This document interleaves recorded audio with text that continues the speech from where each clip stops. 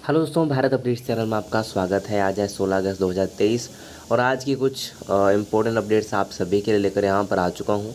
आज न्यूज़पेपर तो नहीं आया, बट आपके कुछ क्वेश्चन थे, आपने कुछ कमेंट करे थे, इम्पोर्टेंट थे, तो मैंने सोचा कि आज उन्हीं को यहाँ पे मैं ले लेता हूँ। ठीक है, तो सबसे पहला क्वेश्चन आपका बीएड काउंसलिंग को लेकर आ रहा है और बाकी नेक्स्ट जो है वो कौन कौन से एग्ज़ाम पोस्टपोन हुए हैं। हालांकि मैं इसके बारे में बता चुका हूँ, पोस्टपोन एग्ज़ाम कब तक होंगे, मतलब दोबारा कब होंगे वो आपका कहना है। एग्ज़ाम्स रिज़ल्ट कब तक आते हैं, ये सब आपने पूछा है। और आयुषी रोल के रिगार्डिंग भी कुछ आप पूछ रहे थे। और ये भी है कि क्या बीएड की मेरिट लिस्ट आ गई है, बीएड का काउंसलिंग शेड्यूल आ गया है या नहीं आया है। ठीक है, क्योंकि कल मुझे भी कुछ यहाँ पे भेज रहे थे। ओके, तो उसके बारे में बात कर लेते हैं। सबसे पहले बीएड का है तो बीएड की बात कर लेते हैं।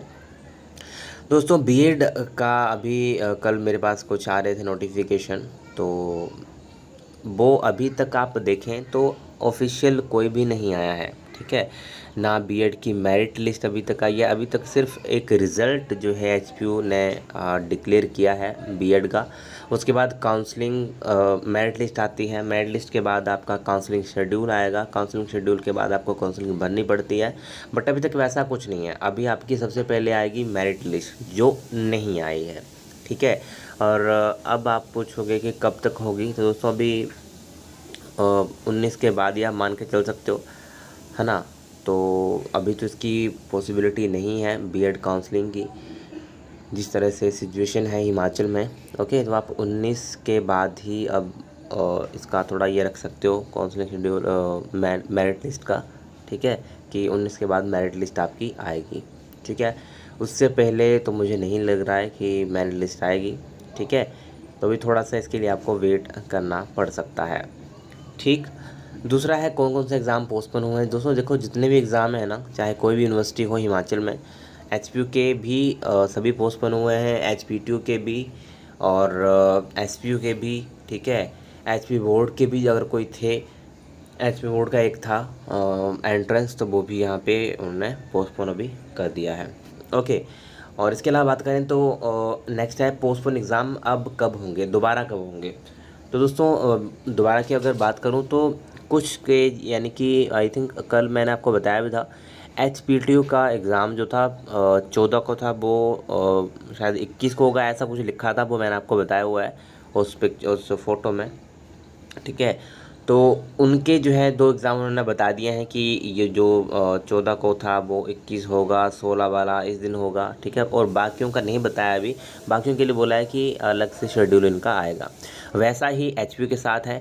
एचपीयू ने तो कोई भी डेट्स नहीं बताई हैं कि 14 वाला एग्ज़ाम कब होगा, 15 16 वाला एग्ज़ाम कब होगा, तो उनके लिए अलग से डेट्स आपके लिए आएंगी।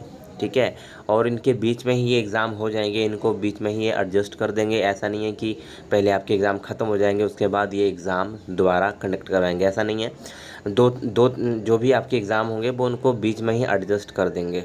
ठीक है, हो सकता है बाद में करें, सबसे मतलब लास्ट में करें या बीच में करें, बट ये बीच में ही जो आपके एग्ज़ाम चले हुए हैं फ़िलहाल, उनके बीच में ही एडजस्ट उनको कर सकते हैं।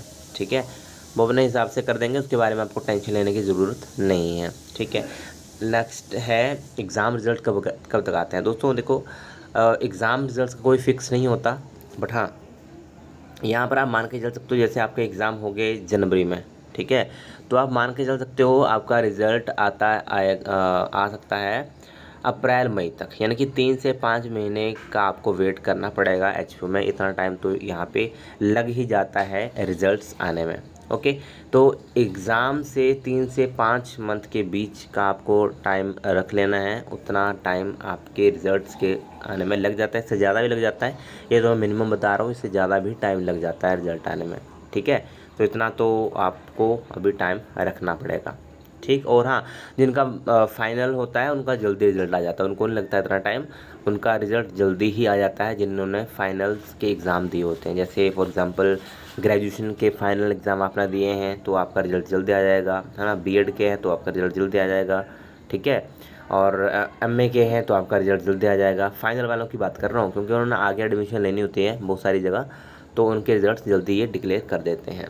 ठीक है, नेक्स्ट है आई शेड्यूल के बारे में आप पूछ रहे थे। तो आई शेड्यूल का क्या है दोस्तों कि सबसे पहले रजिस्ट्रेशन होगा, उसके बाद डॉक्यूमेंट की वेरिफिकेशन, तो वो ऐसे ही लिखा होगा उन्होंने, वो तो नहीं होती है, वो कहाँ होगी, ऑनलाइन से, ठीक है। उसके बाद आपको रजिस्ट्रेशन फ़ीस पे रजिस्ट्रेशन नहीं, दूसरी फ़ीस पे करनी पड़ती है। तो उसके बारे में देखूँगा, मुझे टाइम लगेगा तो मैं अलग से उसके ऊपर एक वीडियो बनाऊँगा, ठीक है, जिससे कि आपको सारा समझ आ जाए। और हाँ, आप ऐसे भी चेक कर सकते हो, जो admissions.hshuna.in वेबसाइट है, वहाँ पर जाके फ़ीस का ऑप्शन आता है, ठीक है। तो वहाँ पे आप फ़ीस पे करने की नहीं, वहाँ पे अपनी आईडी लॉगिन करने की ट्राई करो। अगर लॉगिन हो रही है तो मतलब फ़ीस आपकी पे हो जाएगी, ठीक है। और ज़्यादा जानकारी के लिए आप जो है आई शेड्यूल में भी कांटेक्ट कर सकते हो, क्योंकि स्टाफ, नॉन टीचिंग स्टाफ और स्टाफ को छुट्टियां नहीं हैं, ठीक है। वो रेगुलरली वहाँ पे आएंगे। सिर्फ स्टूडेंट्स को जो है ये दिया गया है छूट, ठीक है। बाकी जो आपका टीचिंग और नॉन टीचिंग स्टाफ है वो वहाँ पे रेगुलरली आएगा, ठीक है। तो आप उनको कॉल करके भी पूछ सकते हो। बाकी यही चीज़ दोस्तों आज की इंपॉर्टेंट अपडेट्स। आपके कुछ क्वेश्चन थे वो जो मैंने ले लिए हैं, इंपॉर्टेंट थे। बाकी वीडियो अच्छी लगे तो लाइक शेयर, चैनल को सब्सक्राइब जरूर करिएगा मेरे लेटेस्ट अपडेट्स के लिए। Thank you.